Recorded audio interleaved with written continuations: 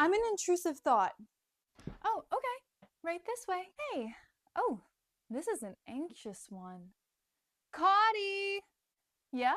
Look! What? No, this doesn't fit within our goals.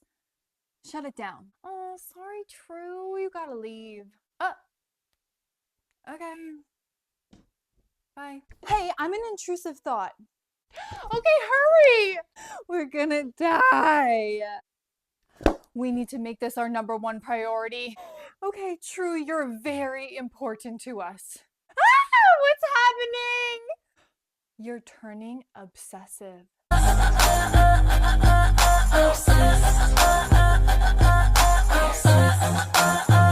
We're going to be thinking about this one a lot. Intrusive thoughts can easily become obsessive for those with OCD. And obsessive thoughts are ego dystonic in nature. This means that the thought does not even feel right for the person having it. It doesn't align with their personal goals, but they are so powerful anyway. An intrusive thought starts in the orbitalfrontal cortex, which is responsible for your decision making and processing punishment versus reward. It then travels to the anterior cingulate cortex, which is responsible for your perception of anxiety and emotional regulation. It then travels to the basal ganglia, more specifically the striatum, and more specifically the caudate nucleus, which is responsible for habit formation and the regulation of goal-directed behaviors. So at this point, if the intrusive thought did not serve you or your goals, the brain would send back an inhibitory response to get rid of that intrusive thought. But for those with OCD, they do not show this inhibitory response as much as neurotypical people do, which means they can be stuck having that intrusive thought again and again, and that's how it becomes obsessive.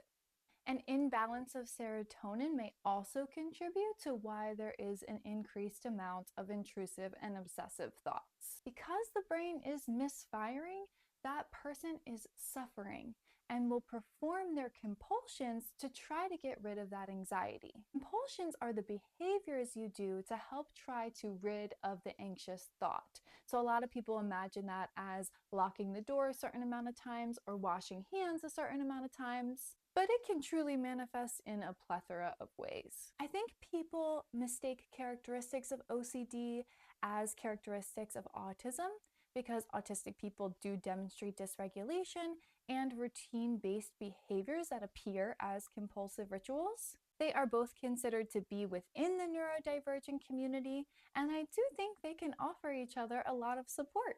But ultimately, the approaches to supporting them may appear differently. In a lot of cases, autistic people can be shown new routines and accept them if they find them to be rational and logical. It wouldn't exactly be that way for someone with OCD because obsessive thoughts do not care about rationality. Because of the lack of the inhibitory response, they are, in a lot of ways, stuck in a mental loop. Some people really benefit from exposure and response therapy, where you make a hierarchy of your fears and then you expose yourself to them little by little, in hopes of teaching your brain to accept that you were exposed to your fear and nothing bad happened. If you'd like to learn more about neurodiversity affirming care and the science behind them, please follow me at Support the Spectrum on YouTube, TikTok, Facebook, and Instagram.